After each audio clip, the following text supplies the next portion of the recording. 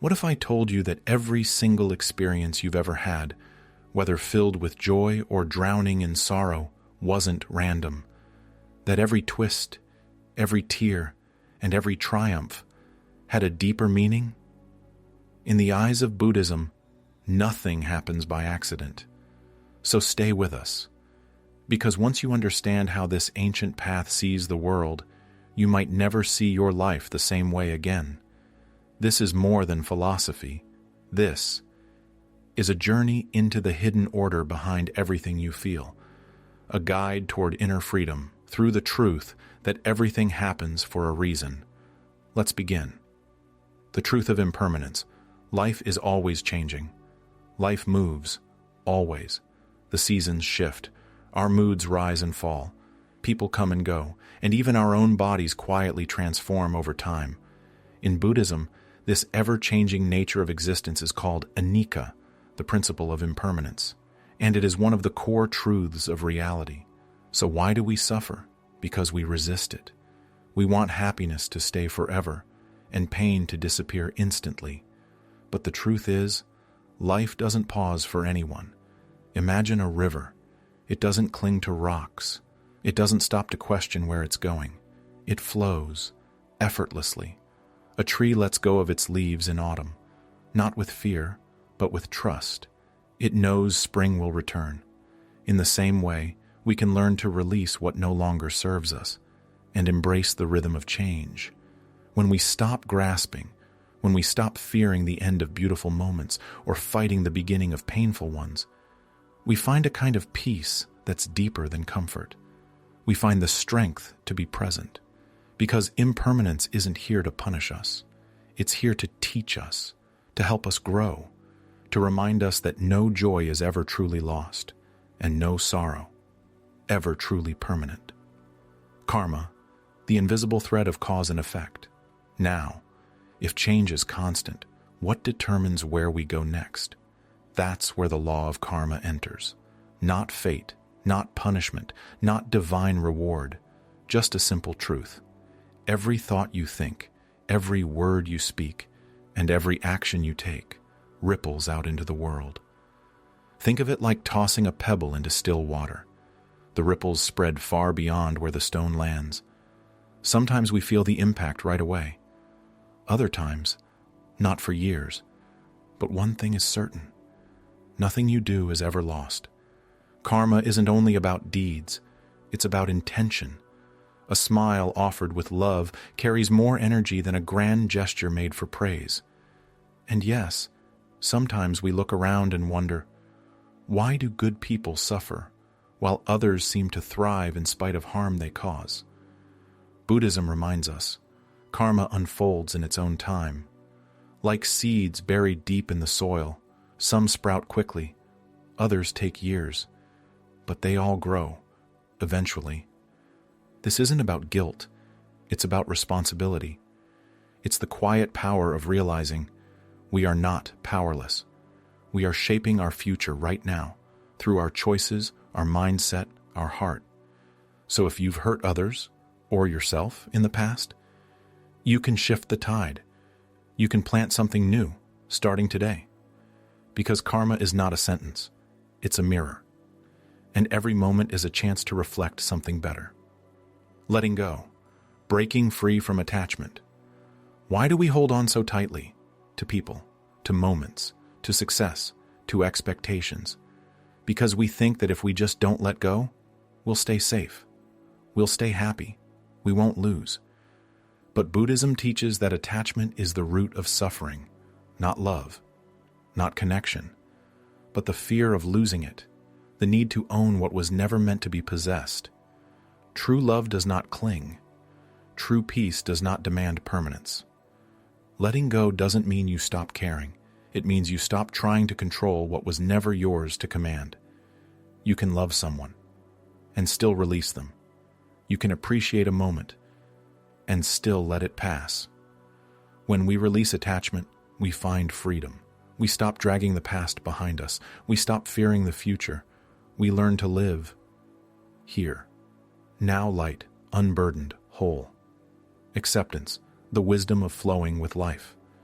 From the moment we're young, we're taught to push, to fight, to force things to go the way we want. But life rarely follows the script, and when it doesn't, we suffer. Why? Because we want reality to be different than it is. Acceptance isn't weakness. It's not giving up. It's clarity. It's seeing the world as it is and choosing peace over resistance. It's not that we shouldn't act. It's that we act from wisdom, not desperation. There's an old Zen story. A farmer's horse runs away. Neighbors say, "How terrible." He replies, "Maybe." The next day, the horse returns with wild horses. "Wonderful," they say. "Maybe," he replies. His son breaks his leg taming one. "Oh no, maybe." Then soldiers come to draft the young men for war, but leave his son because of the injury, good or bad. Who knows? That's the point. Life unfolds beyond what we can see in the moment. Acceptance doesn't mean inaction. It means we stop wasting energy fighting what already is, and instead use that energy to choose our next step with grace. Finding meaning in adversity, the hidden lessons of pain. There are moments in life that feel like the end of the road, a devastating loss, a betrayal, a failure so deep it shakes the ground beneath you. In those moments we ask, why me? But what if the real question is, what for? Buddhism teaches that suffering is not meaningless. Every difficulty carries within it a hidden teaching, a doorway to deeper understanding. We often resist pain. We try to numb it, avoid it, bury it. But pain, when faced with awareness, becomes a powerful ally. It asks us to slow down, to reflect, to look inward and ask, what is this moment trying to show me? Like a sword forged in fire, we are strengthened through the heat of challenge. There's an old Buddhist story. A student finds a butterfly struggling inside a cocoon. Wanting to help, he opens it for the creature, but the butterfly emerges weak, unable to fly. The effort to break free was necessary. It's what would have made its wings strong. Our struggles do the same for us. What you're facing now may be building the very strength you'll need tomorrow. Don't rush it. Don't resent it. Let it shape you. Because the universe doesn't give us what we want. It gives us what we need to evolve. Transformation through mindfulness. The power of presence. The human mind has a strange habit. It lives everywhere, except where we are. We replay the past. We fear the future. We build entire stories in our heads about what might happen, and miss the only thing that's real, this moment. Mindfulness is the art of coming home to now. It's the practice of watching each breath, savoring each movement, being so fully present that even the smallest act becomes sacred. It's not about sitting in silence on a mountaintop. It's about living with full awareness, eating slowly, listening deeply, walking, and actually feeling the ground beneath your feet.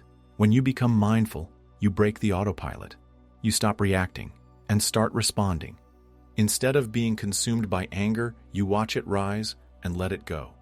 Instead of drowning in fear, you notice it and choose peace. Buddhism calls the untrained mind a monkey mind, always jumping, always restless. But with mindfulness, we tame the monkey. We create space. We begin to see our thoughts not as truths, but as clouds drifting across a vast open sky. We don't have to chase them. We don't have to believe them. We just observe, and in that space, we find freedom. Rewriting your karma. Small choices, big change. You don't have to be perfect to begin again. You just have to start. Every single day is a fresh opportunity to plant better seeds. Through thought, through word, through action, the small things matter. A kind word, a quiet act of generosity, choosing patience when you could choose anger. These are not just moral choices. They are energy in motion, and they shape the future you walk into. Karma is not about punishment. It's about alignment. The universe reflects what you radiate. If your life feels heavy, chaotic, out of control, look within. What patterns are you repeating? What thoughts are you feeding? Change doesn't begin with the world around you. It begins with the way you see and the way you choose. And the good news? You can choose again. Right now. Right here. Because karma is not set in stone. It flows. And the moment you shift your intention, the current begins to change. Acceptance of self and others. Peace through compassion. We often think that peace will come when others change, when people love us the way we want, when they understand us, when they act how we expect. But that kind of peace is fragile, because it's built on things outside of our control. Real peace comes from acceptance, not resignation, not apathy, but the deep understanding that people are on their own journey. Just like you. You don't have to agree with everyone. You don't have to like everything. But you can stop fighting reality and start flowing with it. This also includes you. We are often our own harshest critics. We punish ourselves for not being good enough, fast enough, healed enough. But self-compassion is not weakness. It is the foundation of all growth. Acceptance doesn't mean you give up on improving. It means you stop fighting yourself long enough to actually heal. Because transformation doesn't come from pressure, it comes from love. The mind, from suffering to enlightenment. The final truth is this: the mind is the source of both suffering and liberation. It's not the world that creates our pain, it's the way we interpret it, the thoughts we believe, the stories we repeat, the judgments we hold. But we are not our thoughts. We are the one who observes them. Through mindfulness, through stillness, through presence, we begin to unravel the illusions. And when we no longer identify with our fear, our anxiety, our need to control, we discover something extraordinary, a version of ourselves that is unshakable, peaceful, awake. This is the true path of Buddhism. Not escape, but awakening. Not detachment from life, but deeper connection to it. You don't have to become a monk. You don't have to renounce the world. You only have to meet yourself, right where you are, with presence, with compassion, with courage. Closing message. If you've made it here, know this: you are not broken. You are becoming. Everything you've lived through, every joy, every heartbreak, has brought you closer to this moment. And now you know. Nothing is random. Every experience has meaning. Every action echoes. Every breath is a chance to begin again. Let go of what no longer serves you. Flow with the river of change. Live with awareness. Act with intention. Because everything, yes, everything happens for a reason. If this message touched you, consider subscribing. We're on this journey together, and there's so much more to discover. Drop a comment below. Let us know which teaching resonated most deeply with you. And as always, keep breathing, keep growing, and remember, peace isn't found, it's created, right here, right now.